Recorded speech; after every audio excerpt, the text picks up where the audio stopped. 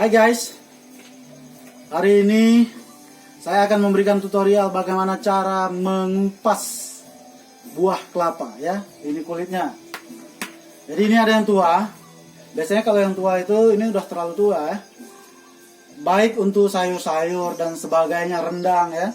Kalau yang muda ini biasanya lebih enak kalau kita untuk timpan, untuk urap yang menggunakan kelapa ya. Hari ini saya akan mengupas kelapa ini menggunakan cangkul, oke? Jadi caranya seperti ini. Kita tekan, iya, dia akan terkupas. Ya, seperti ini ya. Lebih besar lagi. Ya. Lebih besar lagi. Mudah-mudahan bisa.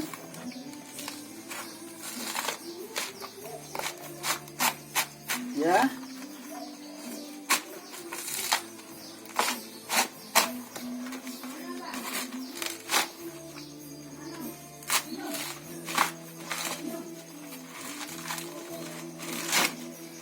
Oke. Satu lagi. Nah. Oke, ini dia. Jadi ini udah kita kupas kulitnya. Ini ada batok, tinggal kita belah, baru kita dapatkan dagingnya. Dan itu yang biasanya kita buat sayur dan sebagainya. Oke guys, sampai ketemu lagi.